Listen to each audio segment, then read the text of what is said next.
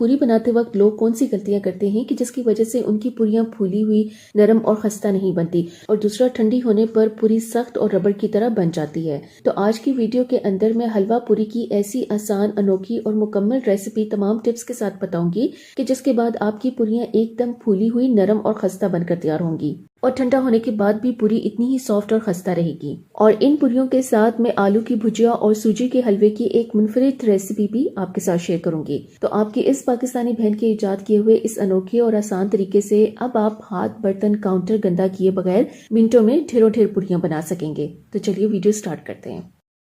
तीसरी fail PT पास, मैं BA English हूँ, समझे? ये सब जानने समझने की अक्ल चाहिए जो तेरे पास नहीं मेरे पास है।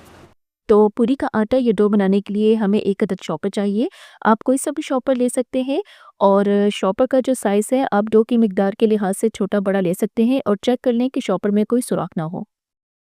तो अब मैं इस शॉपर के अंदर छन्नी रखूँगी और मैं यहाँ पूरी का आटा बनाने के लिए 2 खाने के चम्मच गेहूँ का आटा और इसमें 4 कप मैदा शामिल करूँगी और छन्नी की मदद से मैदे और आटे को इसी शॉपर के अंदर ही छान लूँगी। और मैदा छानने के बाद अब हम इसके अंदर 1 चाय का चम्मच नमक और 1 चुटकी मीठा सोडा शामिल करेंगे और शॉपर के अंदर हवा रखकर इसकी ओपन साइड को रबर बैंड लगाकर बंद कर देंगे। बस अब मैं क्या करूँगी कि इस शॉपर को इस तरह से ऊपर नीचे शेक करूँगी, उल्टा पुल्टा करूँगी ताकि तमाम खुश्क अज्जा जो हैं वो आपस में अच्छे से मिक्स हो जाए। तो इसलिए अब हम शॉपर को खोल लेंगे और ड्राई मिक्सिंग के बाद अब हम इस पूरी का आटा गूंदने के लिए इस मैदे के अंदर 1 कप पानी शामिल करेंगे और शॉपर को दरमियानी हवा के साथ रबर बैंड से या हाथ से पकड़कर बंद कर दें। बस अब शॉपर को उल्टा पुल्टा करते हुए डाले हुए इस पानी को मैदे के अंदर अच्छे से मिक्स करूंगी ताकि डाला हुआ पानी जो है वो मैदे में अच्छे से इक्वली मिक्स हो जाए और जिससे हमें पता चल जाए मैदे में अब हमें और कितना पानी डालना है। शॉपर के बाहर से दिख रहा है कि पानी मैदे में अच्छे से मिक्स हो चुका है और अब हम इसलिए शॉपर को खोलेंगे और ये देखें कि मैदा अब भुरभुरा सा हो चुका है। तो अब मैं 1 कप पानी का और लूँगी और इस 1 कप पानी में से आधा कप पानी का मैदे के अंदर शामिल कर दूँगी और पहले की तरह शॉपर के अंदर दरमियानी हवा रखकर इसे बंद कर दूँगी और मैदे के अंदर डाले हुए इस पानी को हाथों से दबा दबा कर मिक्स करूँगी। पानी मिक्स करने के बाद अब मैं शॉपर खोलूंगी। मैदा अभी एक डो की शक्ल में इकट्ठा नहीं हुआ, तो इसलिए मैं इस 1 कप बचे हुए पानी में से थोड़ा सा पानी और मैदे में शामिल कर दूँगी और अभी भी कप में 2 खाने के चम्मच के करीब पानी बाकी मौजूद है और शॉपर को हवा के साथ रबर बैंड से बंद कर दूँगी।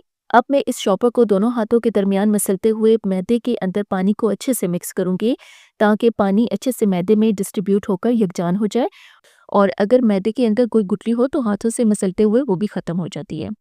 मिक्स करने के बाद अब मैं शॉपर को खोलूँगी। अब मैदा जो है वो सॉफ्ट होकर एक डो की शक्ल में इकट्ठा हो चुका है और पूरी बनाने के लिए हमें आटे को इतना ही नरम रखना होता है क्योंकि अगर हमने मैदे को सख्त गूंदा तो पूरी को फैलाकर बड़ा करना एक तो मुश्किल होता है और दूसरा तेल में फ्राई करते टाइम वो फूलेगी नहीं और वो अकड़ जाएगी।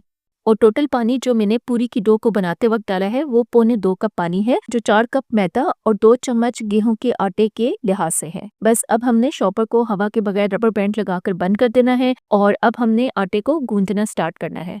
किसी भी डो को गूंदने का सबसे बेहतरीन तरीका जो होता है ना वो हाथों से मसल मसल कर गूंदना होता है क्योंकि जब आप मैदा वगैरह को अपने हाथों के दरमियान मसल कर गूंदेंगे ना तो उससे ये लचकदार होना शुरू हो जाता है और डो में स्मूथनेस आ जाती है और हमने इसे 5 से 7 मिनट के लिए मुसलसल मसलते हुए गूंदना है। आप देख सकते हैं कि जैसे जैसे मैं डो को या मैदे को गूंद रही हूँ मैदा जो है वो मक्खन की तरह मुलायम बनता जा रहा है और मेरा यकीन करें कि हाथ से गूंदा हुआ मैदा भी इतना मुलायम नहीं गूंदा जाता जितना आप इसे शॉपर के अंदर मुलायम गूंद सकते हैं।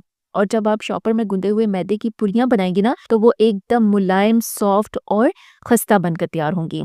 अच्छा, मैदे को गूंदते हुए हमें 5 मिनट हो चुके हैं, तो इसलिए अब हम इस डो को या मैदे को 30 मिनट के लिए रेस्ट देंगे। अच्छा, पूरी के साथ आलू की भुजिया बनाने के लिए मैंने यहाँ पर 3 से 4 अदद आलू लिए हैं और इनको उबालकर मोटा मोटा मैश कर लिया है। बहुत ज़्यादा बारीक नहीं और ना ही बहुत ज़्यादा मोटे, बस ये छोटे बड़े होने चाहिए। इससे क्या होता है कि जब आप आलू की ग्रेवी बनाते हैं तो ये बहुत अच्छी बनती है। और अब हम एक पैन में 1 खाने का चम्मच तेल डालकर इसको गर्म करेंगे और इस तेल में 2 चुटकी राई, 2 चुटकी मेथी दाना और सौंफ आधा चाय का चम्मच डालकर इन्हें तेल में थोड़ा सा भून लेंगे। इसके साथ ही मैं इसके अंदर अब शामिल कर दूंगी हल्दी आधा चाय का चम्मच, दड़ा मिर्च 1 चाय का चम्मच, थोड़ा सा जर्दा रंग, कलवंजी 2 चुटकी, नमक हस्बे जायका और चाट मसाला आधा चाय का चम्मच। और इन तमाम चीज़ों में थोड़ा सा पानी डालकर इन्हें 1 मिनट के लिए भून लूँगी। मसाले जब भुन जाए और इनमें से खुशबू आना स्टार्ट हो जाए तो इसमें उबले हुए मैश आलू शामिल कर दूँगी और इन डाले हुए आलूओं को मसाले में अच्छे से मिक्स करूँगी। और आखिर में आलू की ग्रेवी बनाने के लिए मैं इनके अंदर 3 कप पानी शामिल करूँगी और 5 से 7 मिनट के लिए हल्की आंच पर ढक्कन लगाकर इन्हें पकाऊंगी। तो देखिए शोरबे में जब इस तरह से बबल्स बनना स्टार्ट हो जाए तो समझ लें कि आपकी आलू की भुजिया बिल्कुल तैयार हो चुकी है। जब हम इसको पूरी के साथ इस्तेमाल करेंगे तो हमें इसका शोरबा इतना ही थिक चाहिए होता है। तो अब हम पूरी के साथ बाजार से मिलने वाला स्पेशल हलवा बनाएंगे और अब एक पैन को मीडियम फ्लेम पर रखूंगी। तो इसके लिए मैं यहाँ आधा कप सूजी लूंगी और इसके अंदर आधा कप सूजी का डाल दूंगी। इस सूजी के साथ ही मैं आधा कप देसी घी का भी शामिल कर दूंगी, लेकिन अगर आपके पास देसी घी मौजूद नहीं है तो आप इसकी जगह कोई सा भी घी इस्तेमाल कर सकते हैं। और सूजी को इस घी के अंदर हम थोड़ा सा भूनेंगे। 5 से 7 मिनट आपने इसको हल्के फ्लेम पर भून लेना है। अगर फ्लेम तेज हुआ तो ये सूजी जलना स्टार्ट हो जाएगी। बेहतरीन हलवा बनाने के लिए जब आप सूजी, घी और चीनी को बराबर मिकदार में इस्तेमाल करेंगे तो आपका हलवा बहुत अच्छा बनेगा और नॉर्मल चीनी खाने वालों के लिए इतना मीठा जो है वो बिल्कुल ठीक होगा। लेकिन कुछ लोग होते हैं जिनको मीठा ज्यादा पसंद होता है, तो वो क्या करें कि चीनी की मिकदार को थोड़ा सा ज्यादा ले सकते हैं। अच्छा, सूजी को भूनते हुए अब इसमें से खुशबू आना स्टार्ट हो गई है, तो इसलिए अब मैं इसके अंदर आधा कप चीनी का शामिल करूंगी और साथ ही इसके अंदर 3 कप पानी का शामिल करूंगी। अगर आप आधा कप सूजी से हलवा बना रहे हैं तो इसके अंदर 3 कप पानी शामिल होगा। और यहाँ मैं आपको एक खास टिप देती चलूँ, वो ये कि आपने कभी भी सूजी का हलवा बनाते हुए ठंडा पानी इस्तेमाल नहीं करना। हमेशा पानी को गर्म करके ही सूजी में ऐड करना है। तो इसकी वजह ये होती है कि जब आप सूजी को तेल में डालकर भूनते हैं तो वो गर्म होती है, और जब आप ऊपर से ठंडा पानी डालेंगे तो सूजी का जो दाना होता है ना, वो सख्त और कड़क हो जाएगा। तो इसलिए हमेशा गर्म पानी डालें। गर्म पानी से उसका दाना जो है वो सॉफ्ट हो जाता है और हलवा मुलायम बनता है। और सूजी में पानी डालने के बाद अब मैं इसे अच्छे से मिक्स करूंगी और साथ ही इसमें मैं कटा हुआ नारियल और मेवा भी शामिल कर दूंगी और 2 चुटकी जर्दा रंग को 1 चम्मच पानी में भिगोकर इसे सूजी के अंदर शामिल कर दूंगी और साथ ही 2 अदद सब्ज इलायची भी शामिल कर दूंगी और 2 कतरे केवड़ा एसेंस के डाल दूंगी। अच्छा, इलायची और केवड़ा एसेंस ये आपने इससे ज़्यादा नहीं डालने, वरना हलवे का जो जायका है वो ख़राब हो जाएगा। बस अब हम इन तमाम चीज़ों को मिक्स करेंगे और हलवे को मीडियम टू हाई फ्लेम पर 2 से 3 मिनट तक पकाएंगे। हलवे को पकते हुए अब इसमें बबल्स बनना स्टार्ट हो गए हैं, तो अब हम क्या करेंगे, इसे बिल्कुल हल्की दम वाली आंच पर ढक्कन लगाकर 10 मिनट तक पकाएंगे। 10 मिनट के बाद हम ढक्कन हटाएंगे तो देखिए हमारा बेहतरीन सा हलवा तैयार है। तो पूरी के लिए हमें हलवा इतना ही नरम चाहिए होता है, क्योंकि जब ये ठंडा होगा तो उससे भी थोड़ा गाढ़ा होना स्टार्ट हो जाएगा, लेकिन ये जमेगा नहीं।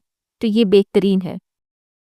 तो अब डो को रेस्ट दिए हुए 30 मिनट गुजर चुके हैं, तो इसलिए अब हम शॉपर को खोलेंगे और माशाल्लाह से शॉपर के अंदर मक्खन की तरह मुलायम डो गूंदी गई है। तो अब मैं इस मैदे के अंदर 1 चाय का चम्मच घी डालूंगी और घी को शॉपर की तमाम साइड्स पर फैलाते हुए डालूंगी और शॉपर को हवा के साथ रबर बैंड लगाकर बंद कर देंगे। तो बस अब डाले हुए तेल या घी को मैदे में अच्छे से मिक्स करना है और साथ ही साथ तेल या घी को शॉपर की तमाम साइड्स तक पहुंचाएंगे, जिससे मैदा जो है वो शॉपर से अलग होने लगेगा। याद रहे कि इस स्टेज पर शॉपर के अंदर हवा का होना बहुत जरूरी है। और अगर आपने तमाम सीक्रेट टिप्स के साथ शॉपर के अंदर डो गूंदने का मुकम्मल तरीका देखना है ना, तो डिस्क्रिप्शन में मैं उन वीडियोस का लिंक लगा दूंगी, क्योंकि हर वीडियो के अंदर इतना डिटेल से बताना मुश्किल हो जाता है, तो इसलिए आप इन वीडियोस को देख सकते हैं। जैसे जैसे मैंने तेल को मैदे के अंदर मिक्स किया है और शॉपर के तमाम साइड्स तक पहुंचाया है, तो मैदा भी शॉपर से अलग होकर एक बॉल की तरह शॉपर में इकट्ठा हो चुका है। तो अब हम शॉपर को खोलकर डो को बाहर निकालते हैं। तो देखिए माशाल्लाह से शॉपर के अंदर मैदा कितना मक्खन मलाई की तरह सॉफ्ट और मुलायम लचकदार गूंदा गया है। और इस गूंदे हुए आटे में चमक आप देखें, आटे को आप जितना भी खींचेंगे ये नहीं टूटेगा। और ये सब शॉपर के अंदर अच्छी डो गूंदे होने की निशानी होती है, ठीक है। और पूरी बनाने के लिए हमें इतना ही नरम मैदा चाहिए होता है, और ऐसी सॉफ्ट मुलायम और लचकदार डो को आप कभी भी हाथों से नहीं गूंद सकते। तो देखिए आपकी इस पाकिस्तानी बहन ने कितना आसान और अनोखा तरीका इजाद किया है कि शुरू से लेकर आखिर तक ना तो आपके हाथ, बर्तन और किचन काउंटर गंदे हुए और ना ही आपके बर्तन इकट्ठे हुए हैं। तो अब मैंने यहाँ एक प्लेट को घी लगा दिया है और अब हमने क्या करना है कि इसके पेड़े बनाने हैं। पूरी के लिए पेड़े का वजन 55 ग्राम से 65 ग्राम के दरमियान ही होना चाहिए। अगर इससे बड़ा पेड़ा बनाएंगे तो पूरी फूलेगी नहीं और सही नहीं बनेगी। अच्छा, पेड़े जो है वो मैंने बना लिए और अब मैं इन पेड़ों के ऊपर थोड़ा सा ज़्यादा घी अच्छे से लगा दूंगी।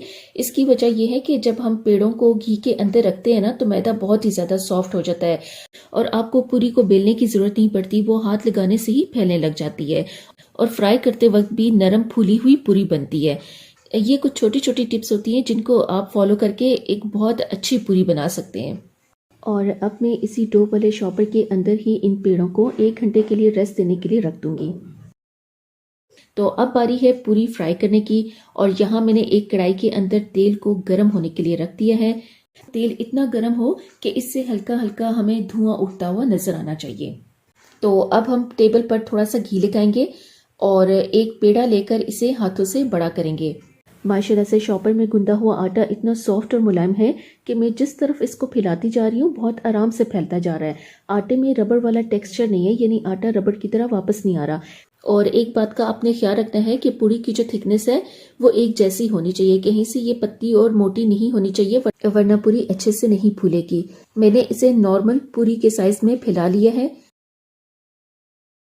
और जब तेल गर्म हो जाए तो इसे उठाकर तेल में डाल देना है और पूरी तभी अच्छे से फूलेगी जब आप इसे तेज गरम तेल में फ्राई करेंगे और नीचे जो चूल्हा है उसे भी तेज रखेंगे। तकरीबन 4 से 5 सेकंड के अंदर एक पूरी बन जाती है। ये बहुत जल्दी ही बन जाती है, लेकिन शर्त यह है कि आपका जो तेल है वो तेज गर्म होना चाहिए। और माशाल्लाह से पूरियाँ एकदम सॉफ्ट, मुलायम और खस्ता बनकर तैयार हुई हैं और पूरी ठंडे होने के बाद भी खस्ता ही रहेंगी, रबड़ नहीं बनेगी। बस इसी तरीके से हम बाकी की पूरियों को भी फ्राई कर लेंगे। तो अच्छी फूली हुई नरम पूरियाँ तभी बनेंगी जब आप मैदे को अच्छे से गूंदेंगे और शॉपर के अंदर मैदा इतना सॉफ्ट बनता है जो आप कभी भी हाथों से नहीं बना सकेंगे। खत्म। Bye bye, tata, good bye, गया।